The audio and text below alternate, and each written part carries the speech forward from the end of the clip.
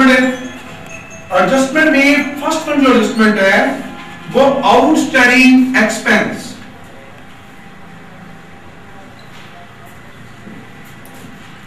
Outstanding expenses basically accounting में expense कौन से होते हैं?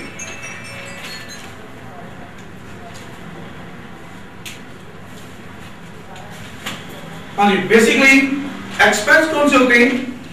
अकाउंटिंग के पॉइंट से एक्सपेंस वो नहीं है जो आपने पे कर दिए। अकाउंटिंग के पॉइंट से एक्सपेंस वो है जिनका फायदा ले चुके हैं। अगर किसी एक्सपेंस का आपने बेनिफिट नहीं लिया वो आपके एक्सपेंस नहीं है, और अगर कोई एक्सपेंस एडवांस में पे कर दिए उस टाइम आपने फायदा नहीं लिया होता वो भी एक्सपेंस नहीं होता। और अगर किसी एक्सपेंस का फायदा तो ले लिया लेकिन पे नहीं किए वो आपके एक्सपेंस होंगे। आउटस्टैंडिंग एक्सपेंस क्या है? ऐसे एक्सपेंसेस जिनका बेनिफिट तो ले चुके हैं लेकिन उनको पे नहीं किया। मसलन आपने पूरा मंथ स्टाफ की सैलरी, स्टाफ की सर्विसेज ली लेकिन मंथ के एंड तक स्टाफ को सैलरी पे नहीं की, तो वो सैलरीज आप पर ड्यू हो चुकी है। आपने उन सैलरीज का बेनिफिट ले लिया लेकिन वो सैलरीज आपने पे नहीं की। ऐसे एक्सपेंसेस जिनका बेनिफिट तो ले चुके हो लेकिन वो अगर एक्सपेंसेस पे नहीं किए, ऐसे एक्सपेंसेस आपके आउटस्टैंडिंग एक्सपेंसेस कहलाते हैं। क्लियर है?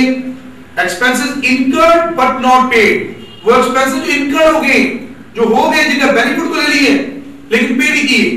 फर्ज किया आपने अभी कॉलेज की फीस अज्यूम कर रहा हूं कि 50,000 फीस पर ईयर।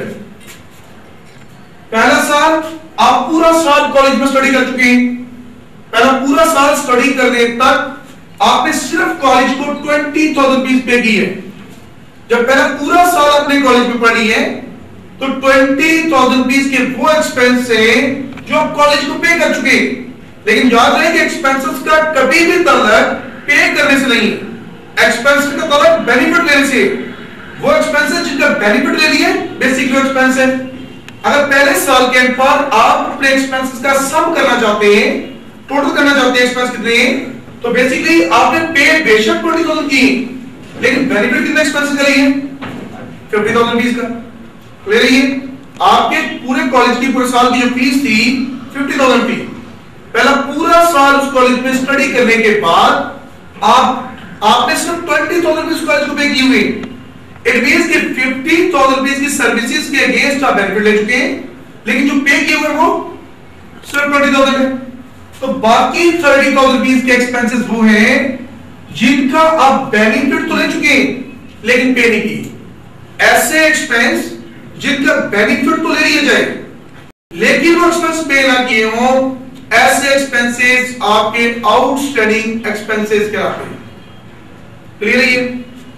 अब आप जब भी इनकम एंड एक्सपेंडिचर अकाउंट बनाएंगे तो अगर फर्ज किया स्टाफ की सैलरीज, पूरे साल की स्टाफ की सैलरी 50,000 थी लेकिन पहले साल के एंड तक आपने अपने एम्प्लॉइज को, अपने स्टाफ को सिर्फ जो सैलरीज पे की 20,000 फीस की पे की, तो 30,000 फीस की सैलरीज की वो अमाउंट है जिसके अगेंस्ट आप अपने एम्प्लॉय से बेनिफिट तो ले चुके हैं लेकिन उनको अभी 30,000 फीस पे नहीं किया। वो एक्सपेंस जिसके अगेंस्ट बेनिफिट ले लिया लेकिन पे नहीं किया, वो एक्सपेंस आपका आउटस्टैंडिंग एक्सपेंस कहलाएगा। क्लियर है? अब आप जब इनकम एंड एक्सपेंडिचर अकाउंट में डेबिट साइड पर एक्सपेंडिचर लिखते हैं तो सैलरी 20,000 फीस वो सैलरी जो पे कर चुके हैं ये भी आपका एक्सपेंस है। बाकी 30,000 फीस की वो सैलरी जिसका बेनिफिट तो ले लिया लेकिन वो पे नहीं किए। जब इन एक्सपेंसेस का बेनिफिट ले लिया लेकिन पे नहीं किए तो वो अनपेड एक्सपेंसेस, क्योंकि उनका बेनिफिट ले चुके होते हैं इसलिए एक्सपेंसेस का टोटल करते हैं पर वो आउटस्टैंडिंग एक्सपेंसेस 30,000 फीस के ऐड करके 50,000 फीस के एक्सपेंसेस आप यहां पर लिखेंगे। बात क्लियर? अपने एक्सपेंसेस में वो तमाम एक्सपेंसेस लिखे जाएंगे जिनका बेनिफिट ले चुके हैं, चाहे पे किए या नहीं किए। एक्सपेंसेस का कतई इस चीज से कभी कोई ताल्लुक नहीं है कि एक्सपेंसेस पे किए या नहीं किए। एक्सपेंस का हमेशा जो ताल्लुक होता है बेनिफिट लेने से। अगर किसी एक्सपेंस का आपने बेनिफिट ले लिया है तो आपका एक्सपेंस है, चाहे पे किया या नहीं किया। 20,000 की सैलरीज वो जो कि पे कर दिए बेनिफिट भी ले लिए वो भी एक्सपेंस है।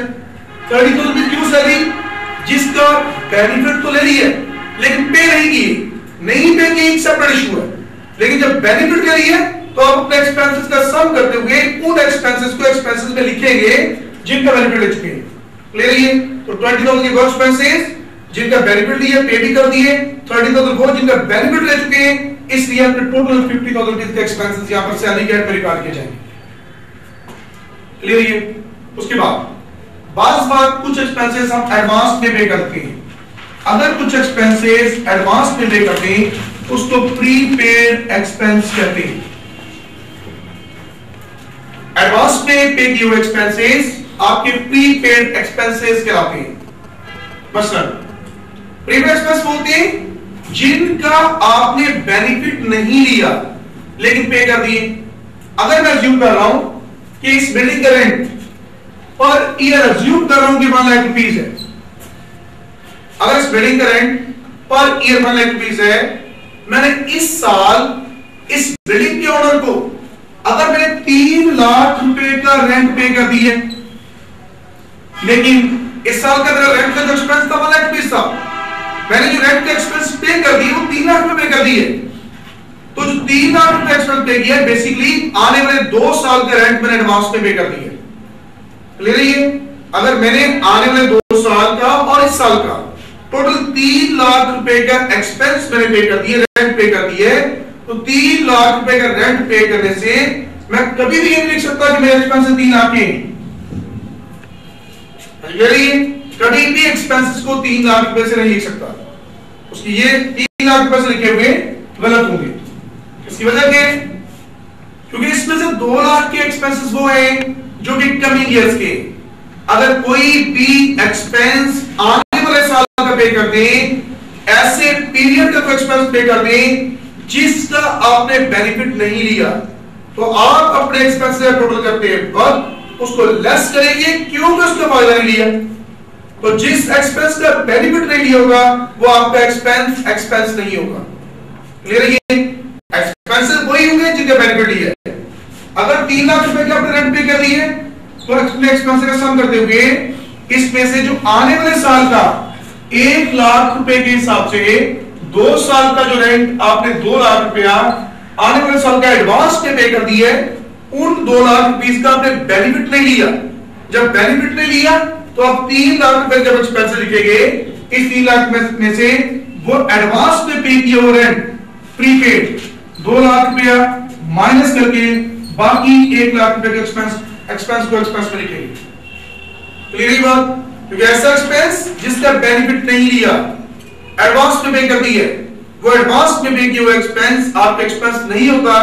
एक्सपेंस को सम करते वक्त, एक्सपेंसेस की कैलकुलेशंस करते वक्त वो एडवांस में पे किया हुआ एक्सपेंस में से माइनस करके लिखा जाता है।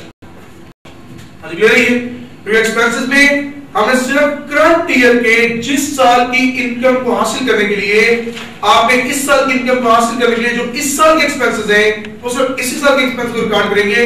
आने वाले साल का कोई भी एक्सपेंस पे करते हैं वो भी आपके इस साल के एक्सपेंस में रिकॉर्ड नहीं होगा। वो जिस साल में जिस पेमेंट का जिस साल में बेनिफिट लेते हैं वो उसी साल के एक्सपेंस होते हैं। आपने इस साल टोटल 3 लाख रुपए रेंट पे की है, लेकिन आपका एक्सपेंस 3 लाख नहीं होगा। एक्सपेंस जो होगा आपका सिर्फ 1 लाख रुपए होगा, क्योंकि आपने इस साल में 1 लाख रुपए की रेंट के अगेंस्ट बेनिफिट लिया। क्लियर है?